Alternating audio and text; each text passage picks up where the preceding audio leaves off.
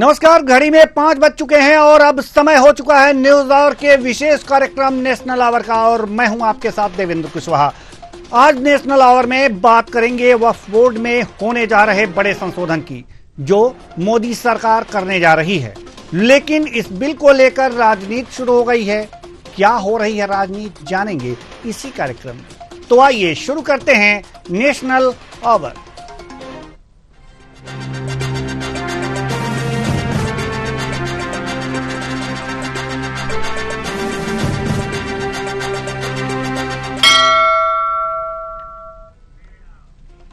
मोदी सरकार वक्फ बोर्ड में बड़े संशोधन करने जा रही है।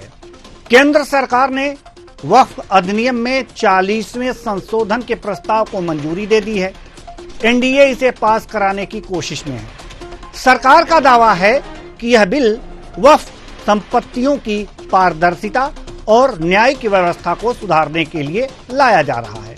लेकिन बिल के विरोध में स्वर मुखर हो रहे हैं। कोई इसे वक्फ की संपत्तियों को हड़पने की साजिश बता रहा है, तो कोई संशोधन को गैर जरूरी, तो कोई संशोधन के पक्ष में बात कर रहा है। क्यों हो रही है इस पर सियासत? इस पर सियासत से किसको मिलेगा लाभ, किसकी होगी हानि और क्या हो रहे हैं बदलाव, जानेंगे इसी कार्यक्रम में। तो आइए शुरू करते हैं संशोधन जरूरी है पार्ट 2।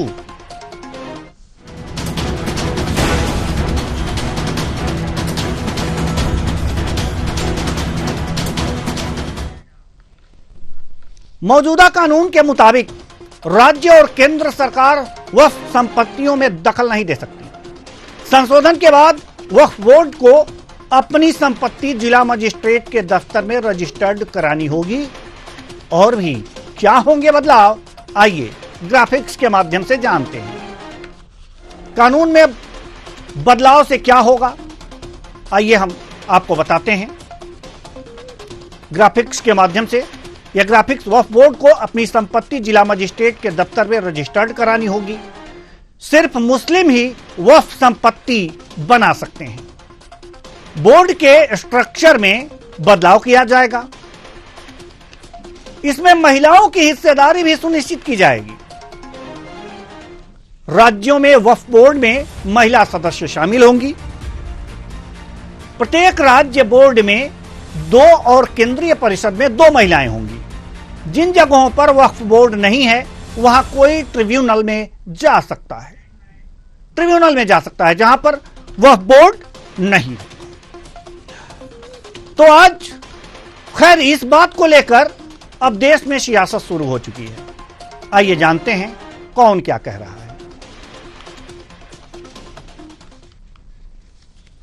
बल्कि अगर मैं कहूं तो गलत ना होगा, ये हमारे लिए एनआरसी होगा एक किस्म से, कि जायदादें, इसमें सिटीजनशिप खत्म करना था, इसमें हमारी जायदादों को छीन लिया जाए। आप जानते हैं कि जिस बात का जिक्र अभी किया गया, ये मरकजी हुकूमत बीजेपी की 1.5 महीने के अंदर वक्फ एक नया कानून लाना चाहती है।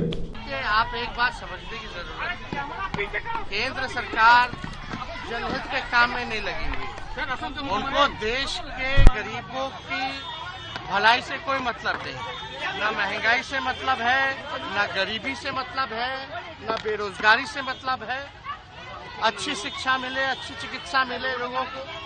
गरीब प्रदेश बिहार जैसे राज्यों में कारखाने लगे, उद्योग लगे, इससे भाजपा को लेना देना नहीं है। वो केवल ध्रुवीकरण करके, हिंदू मुसलमान करके अपनी राजनीति सेकना चाहती है। तो भाजपा के लोगों को तो पहले बताना चाहिए कि जो आरक्षण जो हम लोगों ने बढ़ाया उसको 9वीं अनुसूची में क्यों नहीं डाल रहे, क्या कारण है।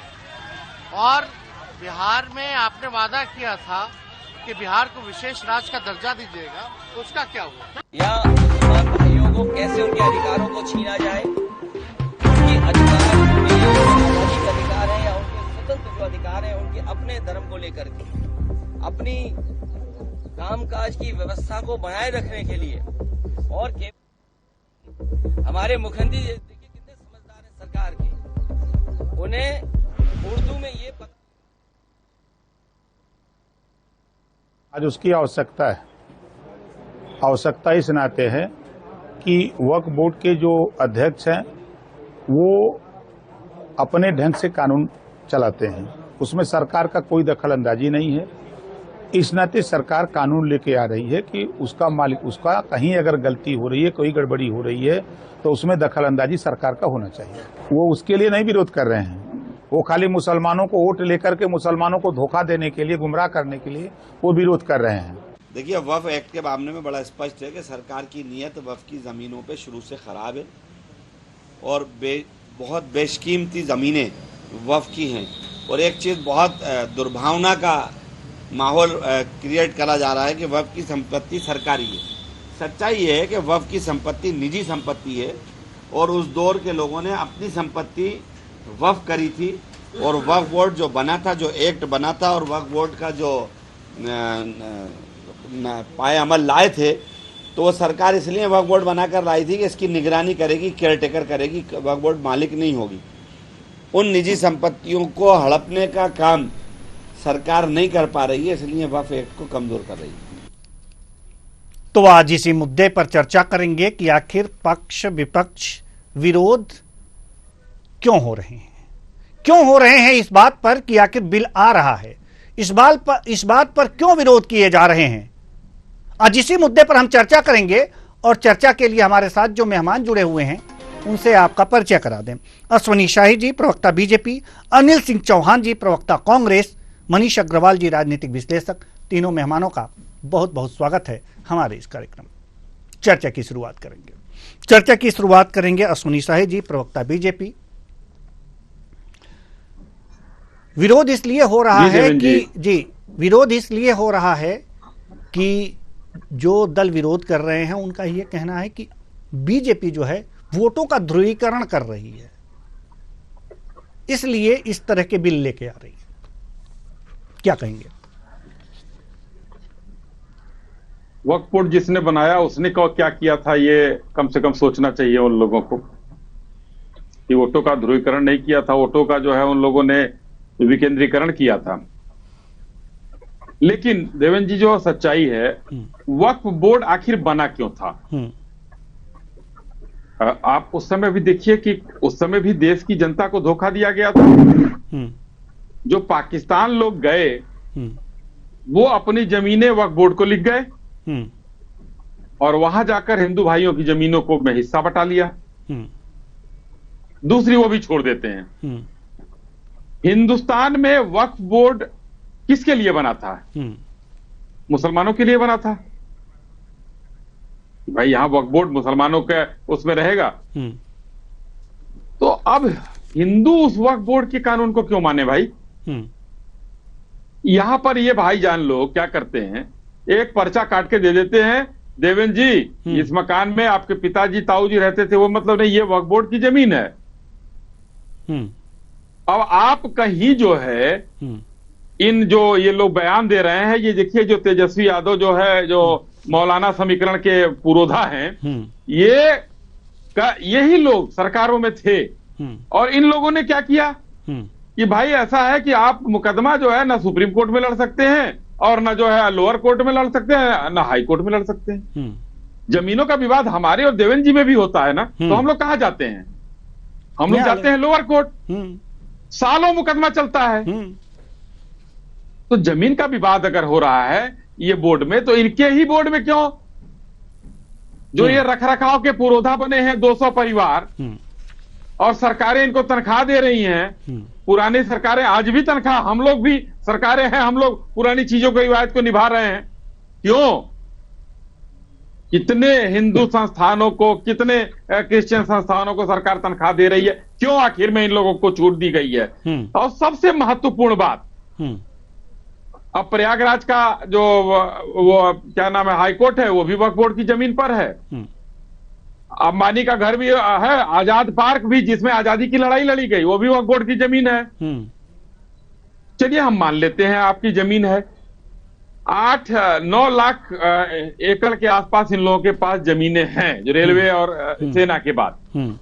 जब देश आजाद हुआ था तो 1 लाख 2 लाख जो भी रहा हो, हम कहते चलिए 2 लाख रहा हो, उसमें हम आज 70 साल बाद 2 लाख और बढ़ गया। ये 9 लाख कैसे हो गया?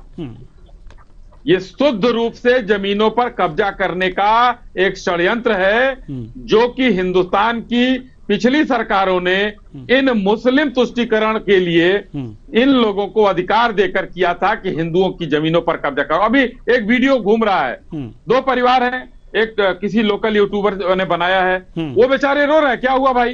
तो ये हमारे यहाँ आए और हमको एक पर्चा पकड़ा गया, ये वक्फ बोर्ड की जमीन है, आपको खाली करनी पड़ेगी। तो पत्रकार ने पूछा कि आप कब से हैं? क्या पता नहीं, हमको याद ही नहीं है हम कब से हैं यहाँ। बाप दादा कई 8 पीढ़ियां 10 पीढ़ियां हो गई। और एक सबसे और मजेदार चीज सुन लीजिए, 1400 साल पुराना है इनका इस्लाम। वक्फ बोर्ड कब बना है? तमिलनाडु का मंदिर 1500 साल पुराना है, और उसको भी ये लोग बता दिए कि भाई हमारा ही है। तो ये टूटना चाहिए। और आर्टिकल, जो एक आर्टिकल है जिसमें संशोधन हम कर रहे हैं, वो पूरा हिंदुस्तान और समाज के हित में कर रहे हैं। इन कांग्रेसियों ने जो तुष्टीकरण में जाते जाते मनमोहन सिंह ने 2013 में 128 संपत्तियां दे दी दिल्ली की, लुटियन जोन की, इन लोगों का सब हम लोग तोड़ेंगे कि इन लोगों ने जो एक जाति एक के लिए किया है, और आज जो है उसका फल पूरे हिंदुस्तान के वासी भुगत रहे हैं। तो ये संशोधन होगा, पारदर्शी बनाया जाएगा, उन कमेटियों में महिलाएं रहेंगी, सब कुछ रहेगा। आइए, आप सुप्रीम कोर्ट में आइए। और एक मामला कह के अपनी बात को समाप्त करता हूं। 100 कुछ या 300 पिटीशन पड़ी है पूरे हिंदुस्तान के हाई कोर्ट में, वकील लोगों के द्वारा। माननीय विष्णु जैन जी से मेरी बात होती रहती है, उन्होंने बताया कि हमने डाला है। और ये लोग लेकर गए सुप्रीम कोर्ट के पास। मैं आपको बहुत अच्छी चीज बता रहा हूं देवेंद्र भाई, और उस बार जब आगे ऐसी चीज होगी तो हम लोग एक डिबेट और करेंगे इस पर। तो उन्होंने कहा कि सुप्रीम कोर्ट ने हमको कहा कि आप हाई कोर्ट जाइए, वहां से सुनवाई होगी, हमारे यहां नहीं होगी। और जिस दिन हम संशोधन लेकर आएंगे, आपने जिस विरोध की बात की, ये जो मौलाना बैठे थे हैदराबाद वाले, ये विरोध करके ये सुप्रीम कोर्ट में जाएंगे और तब वहीं उनकी सुनवाई होगी। आप ये देख लीजिएगा। जी बिल्कुल, ये मैं आपको बता रहा हूं। ये जी अनिल सिंह चौहान जी, प्रवक्ता कांग्रेस, विरोध क्यों? देखिए देवेंद्र जी, आपको और सभी पैनलिस्टों को मेरा नमस्कार, आपके दर्शकों को नमस्कार जी। नमस्कार। और महत्वपूर्ण बात यह है कि देखिए, हमारा कहना यह है कि अभी भारतीय जनता पार्टी जिस नैरेटिव सेट करके चल रही है जो, और जिस तरह से भाजपा के प्रवक्ता कह रहे हैं कि वक्फ बोर्ड क्यों और वक्फ बोर्ड का काम क्या है, इसकी प्रासंगिकता क्या है, इसको समाप्त करना चाहिए। तो मैं नहीं जानता कि अश्वनी शाही जी मोदी जी के बिहाफ में कह रहे हैं कि समाप्त हो रहा है बोर्ड या कुछ संशोधन हो रहे हैं, मैं नहीं जानता। लेकिन उत्साह में अश्वनी शाही जी ने तो सीधा कहा है, प्रासंगिकता पे सवाल उठाया है और कहा है इसको समाप्त होना चाहिए। अब देखिए, कांग्रेस तो ये देख रही है कि ये कौन सा संशोधन लेके आ रहे हैं, ये कौन सा कानून नया ला रहे हैं, और उसके हिसाब से हम अपने सुझाव भी देंगे विपक्ष में होने के नाते। और हम निश्चित रूप से इस बात के विरोधी हैं कि दमन किसी वर्ग या धर्म विशेष का इसलिए नहीं होना चाहिए कि आपको बहुसंख्यकों का वोट मिल जाए। भारत का संविधान सबको जीने खाने का अधिकार देता है। हाँ, मैंने अधिवक्ता होने के नाते भी जितना इस कानून को पढ़ा है, तो जो ये कह रहे थे कि 1 लाख 2 लाख एकड़ थी, कैसे बढ़ गई वक्फ बोर्ड की संपत्ति। तो देखिए, मुस्लिमों में एक वक्फ बोर्ड है, चाहे वो कोई भी मुस्लिम हो, दान करते गया प्रॉपर्टी, तो निश्चित रूप से बढ़ेगी। चाहे हमारे बालाजी मंदिर का कोष हो, चाहे साईं मंदिर का कोष हो, सब जगह कोष बढ़ रहा है। लेकिन हमारे यहाँ क्या है, अलग अलग यूनिट्स हैं। मुस्लिमों में एक वक्फ बोर्ड है, यहां अक्सर ये प्रॉपर्टी दान करते हैं, और वक्फ बोर्ड का जहां तक मुझे जानकारी है, उसका काम है कि उस संपत्ति को बेच नहीं सकता, उसका रखरखाव करना है, और गरीब मुस्लिमों के हित में या जनहित में मुस्लिम समाज के उसको उपयोग करता है। तो चूंकि वो बेच नहीं सकता और जितना दान आ रहा है वो आते जा रहा है, तो हो सकता है संकलन हुआ होगा, बहुत लाजिमी बात है। पर मेरा कहना यह है कि वक्फ बोर्ड अगर कोई गलत काम कर रहा है या कहीं गलत है, तो ऐसा नहीं है कि उसके खिलाफ कुछ हो नहीं सकता। दूसरी बात, अगर किसी मुस्लिम ने कोई संपत्ति दान की है और उसका वक्फ बोर्ड ने राजपत्र में प्रकाशन कराया है, बकायदा रजिस्ट्रेशन हुआ है कि वो वक्फ बोर्ड की प्रॉपर्टी है, उसी पे वो क्लेम कर सकती है कि हमारी प्रॉपर्टी है। जो प्रॉपर्टी उनकी रजिस्टर्ड नहीं है उस पर जो कुछ ये कहना चाहिए गोदी मीडिया या दूसरे माध्यमों से, माफी चाहूंगा देवेंद्र जी, आपका चैनल तो बहुत स्वस्थ बहस करा रहा है, अन्यथा मत लीजिएगा मेरी बात को। लेकिन कुछ चैनलों के माध्यम से ये भी परोसने का काम कर रहे हैं कि वक्फ बोर्ड जिसकी चाहे उस प्रॉपर्टी को बोल दे हमारी है साहब। पर मैंने जितना पढ़ा है कि राजपत्र में प्रकाशन होता है, रजिस्टर्ड होती है कि ये प्रॉपर्टी वक्फ बोर्ड की है, और उस रजिस्टर्ड प्रॉपर्टी पे ही वक्फ बोर्ड दावा कर सकता है कि ये हमारी प्रॉपर्टी है। दूसरी बात, यहाँ अश्वनी शाही जी ने एक और मिसगाइड करने का काम किया कि सर्वोच्च न्यायालय ने जो याचिकाएं लगाई हुई जी, अश्वनी शाही जी संतुष्ट नहीं है आपकी इस बात से? हाँ, तो आप उनका रिएक्शन लीजिएगा तो स्वाभाविक है, वो कहां संतुष्ट होंगे हमसे। लेकिन मुद्दा यह है कि इन्होंने कहा कि सर्वोच्च न्यायालय में जो याचिका लगाई गई, सर्वोच्च न्यायालय ने कहा कि आप हाईकोर्ट जाइए, उच्च न्यायालय जाइए। देखिए, न्याय में एक व्यवस्था है कि अगर मैं सिविल कोर्ट की जगह उच्च न्यायालय जाऊंगा या डीएम के पास जाने की बजाय अगर मैं हाईकोर्ट जाऊंगा तो हाईकोर्ट कहती है आपकी रेमेडी वहां की बनती है, आप वहां जाइए पहले, वहां जब आपको राहत ना मिले तब आप हमारे पास आइएगा। उसको अगर गलत ढंग से न्यायालय की प्रक्रिया का अगर राजनीतिकरण करें या उसका मीडिया ट्रायल करें तो बहुत अफसोस की बात है।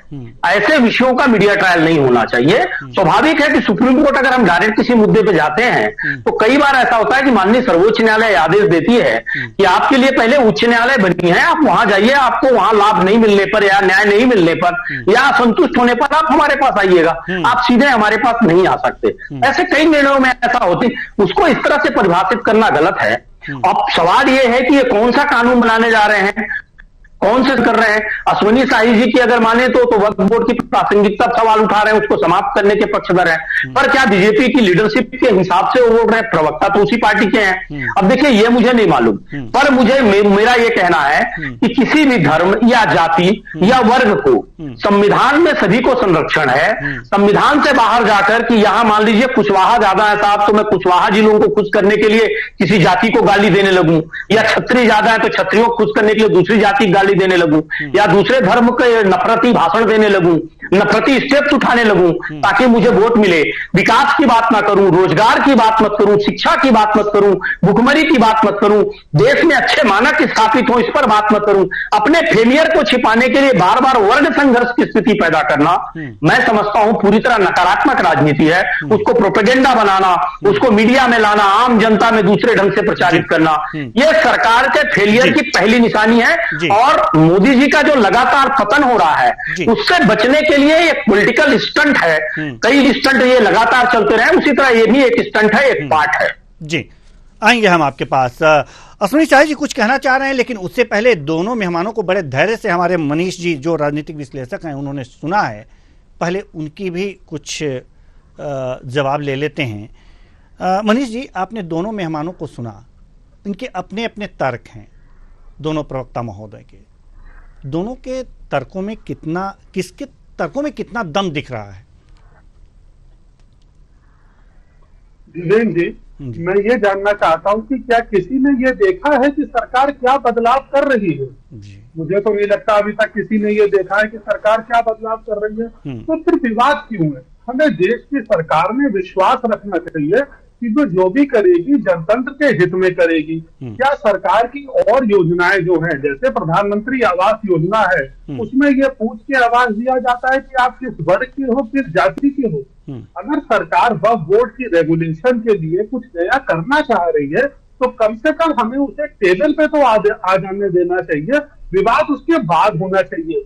हो सकता है वो वही कह रही हो जो विपक्ष कह रहा है, हो सकता है वो कुछ ऐसा करना चाह रही हो जो विपक्ष को भी अच्छा लगे। क्योंकि ये तो आपको मानना पड़ेगा कि वक्फ बोर्ड में अगर कोई जमीन की डिस्प्यूट है तो हम वक्फ के ही ट्रिब्यूनल में जाएंगे उसकी सुनवाई के लिए। और अगर मेरे आपके बीच में कोई डिस्प्यूट है तो lower court, civil court, upper court, high court, supreme court तक जाएंगे। तो हम लोगों के लिए एक प्रावधान है और उनके लिए ये स्पेशल प्रावधान क्यों है?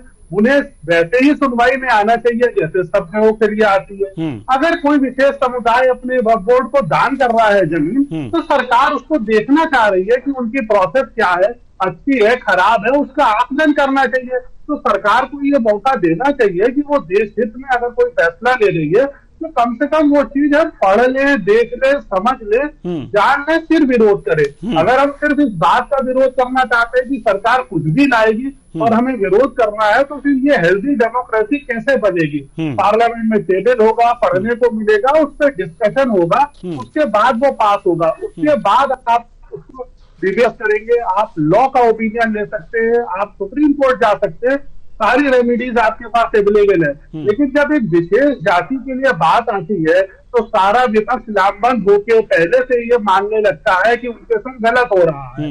अगर उन्हें ये लग रहा है तो जब बीजेपी ये कहती है कि ये लोग कह रहे थे संविधान बदल जाएगा, तो क्या संविधान बदला? ये लोग कह रहे थे आरक्षण खत्म हो जाएगा, तो क्या नई सरकार में आके खत्म कर दिया? तो इसका क्या वो लामबंदी भी सिर्फ इस वजह से हो रही थी कि सरकार बन जाए? मुझे लगता है कि कम से कम पक्ष और विपक्ष को टेबल पे बिल को लाने देना चाहिए और सरकार पे ये विश्वास करना चाहिए कि उनके जो भी निर्णय होंगे वो देश हित के लिए होंगे, भारत की जनता के हित के लिए होंगे। और अगर फिर भी उसके बाद कोई उसमें बात अच्छी नहीं लगती है तो पक्ष और विपक्ष को दोनों को अपनी आवाज उठाने के हर तरीके के माध्यम उपलब्ध है, क्योंकि हम एक सफल डेमोक्रेसी है, एक अच्छी डेमोक्रेसी है। पूरी दुनिया में हमारी डेमोक्रेसी का उदाहरण दिया जाता है। जी, अश्वनी शाही जी, आप कुछ कहना चाह रहे थे? जी, अपनी बात रखिए। जी, देखिए मैंने किसी भी लाइन में मैंने ये नहीं कहा अनिल भाई कि इसको प्रासंगिकता खत्म हो गई, खत्म कर देना चाहिए। ये अगर मैं कहना चाहूंगा, देखिए इसमें इसलिए मैं कह रहा हूं कि नहीं कहा, और कर देना चाहिए, कोई बुराई भी नहीं है, क्योंकि अभी जो बात मैंने कही, अभी हमारे राजनीतिक विश्लेषक ने भी वही कही कि अगर हमारा और अनिल चौहान का मुकदमा हो तो हम लोग लोअर एसडीएम के यहाँ जाए, लोअर कोर्ट जाए, सेशन कोर्ट जाए, जिला न्यायालय जाए, high court, supreme court.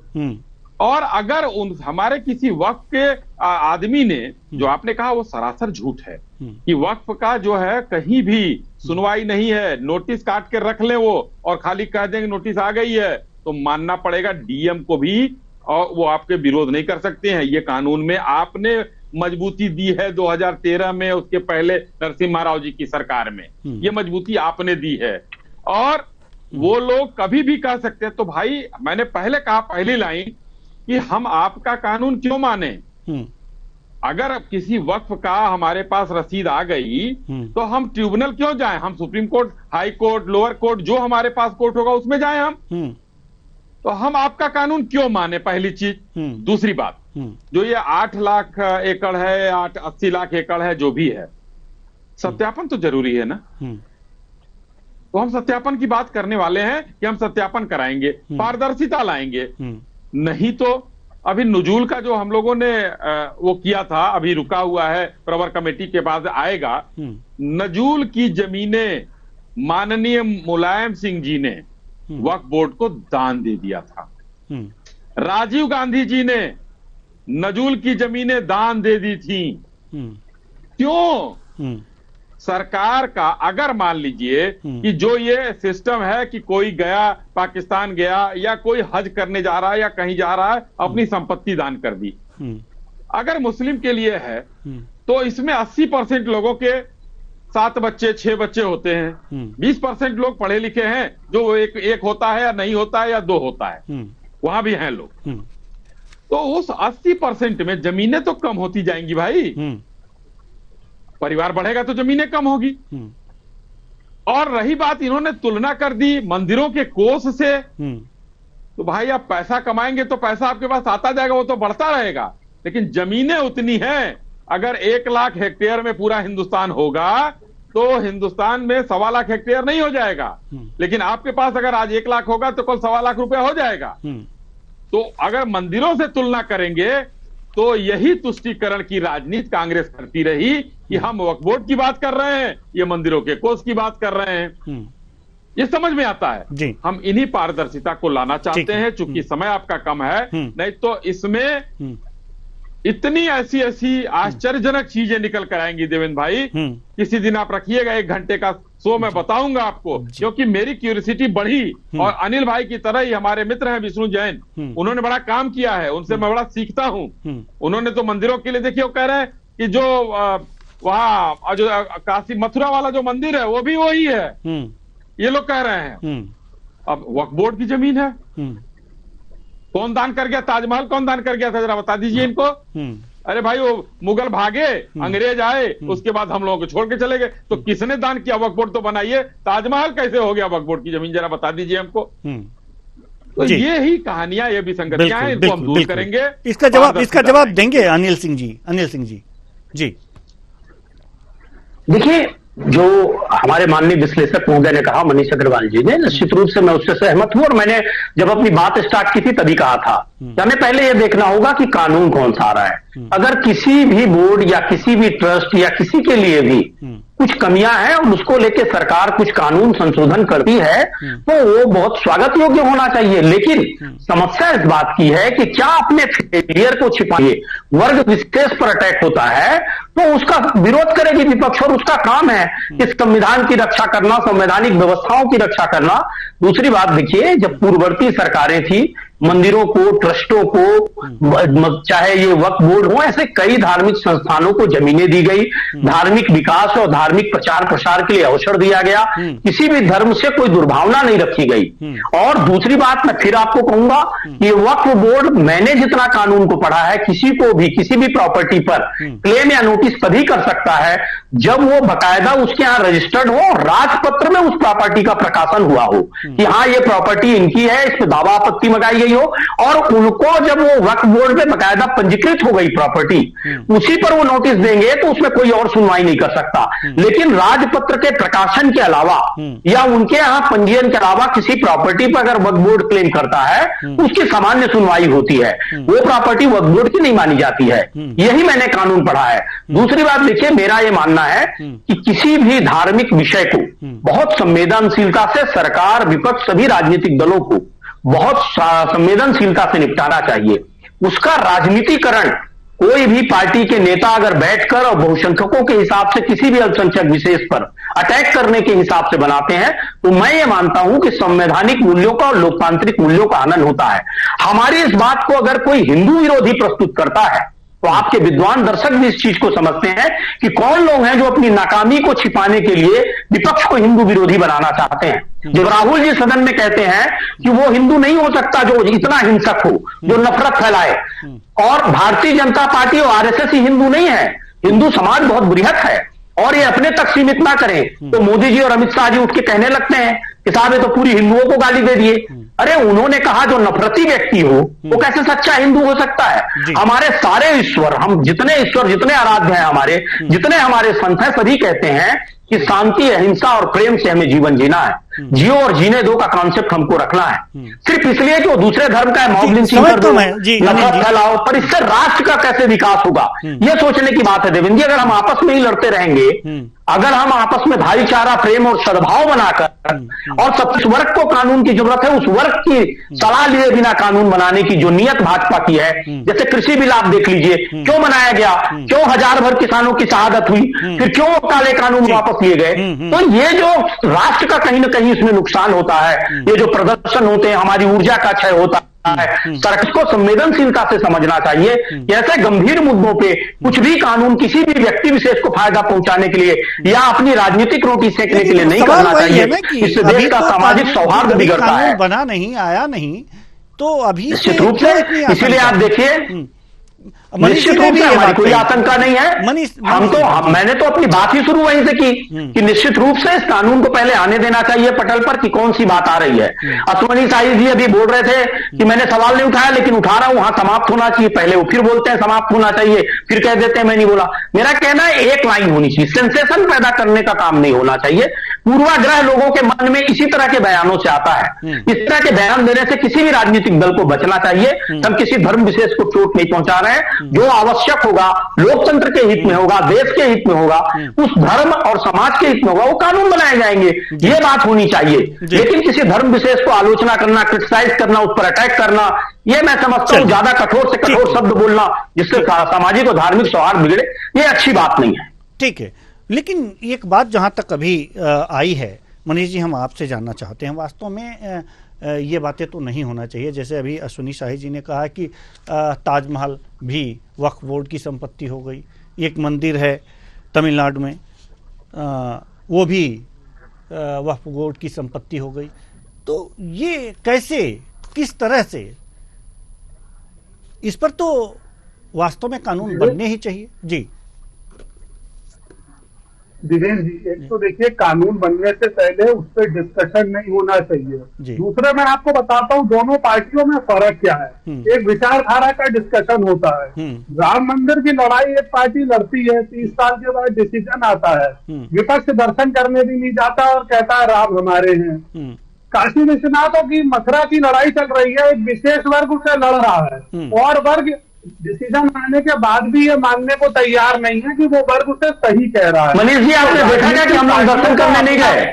Manish ji, मेरी आपत्ति है, मैं दर्शन करने गया हूं, जरूरी है मैं मीडिया में दिखाऊं, मनीष अग्रवाल जी को पोस्ट करूं कि मैं राम जी के दर्शन किया, मेरा पूरा परिवार गया? क्या जरूरी है कि राजनीतिकरण हो उस विषय का? ये इस बात पर आपकी आपत्ति है मुझे? आप ये कह के हमें क्रिटिसाइज नहीं कर सकते कि कौन गया कौन नहीं गया। सुन लीजिए जवाब सुन लीजिए राम की आराधना नहीं करते, जवाब सुन लीजिए। लेकिन आप ये कह दें कि एक दल दर्शन करने नहीं गया, ये गलत आरोप है आपका।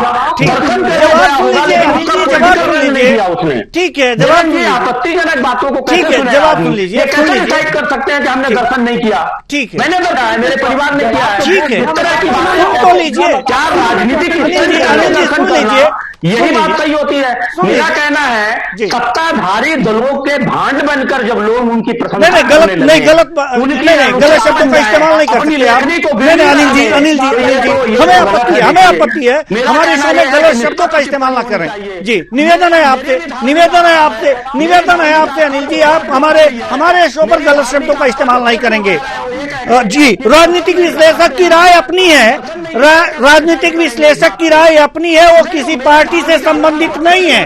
हाँ, उन्हें सच कहने का अधिकार है जितना कि आपको विरोध करने का अधिकार है। अनिल जी हम रोकना चाहेंगे आपको। अनिल जी आपको रोकना चाहेंगे हम। अनिल जी हम आपको रोकना चाहेंगे। अनिल जी हम आपको रोकना चाहेंगे। अनिल जी हम आपको रोकना चाहेंगे। अनिल जी हम आपको रोकना चाहेंगे। जी बिल्कुल किसी भी जी असंसदीय शब्दों का प्रयोग ना करें। हमारी डिबेट साफ सुथरी होती है, सबको अपने अपने विचार रखने का हक है, मनीष अग्रवाल जी एक बहुत अच्छे राजनीतिक विश्लेषक। आपने कहा विपक्ष के लोगों ने दर्शन नहीं किया, ये इस शब्द पर मुझे आपत्ति हुई। मेरा परिवार दर्शन किया। आप सारे विपक्ष के लोगों को आप रिवाइंड करके सुन लीजिएगा। मैं आपसे विनम्रता पूर्वक ठीक है, अब सुन लीजिए मनीष जी की बात सुन लीजिए। अब मनीष जी की बात सुन लीजिए। आप ऐसा मत कहिए कि विपक्ष ने दर्शन नहीं किया। ठीक है मनीष जी अपनी बात रखिए। मनीष जी समय बिल्कुल भी नहीं है, बार बार इशारा हो रहा है।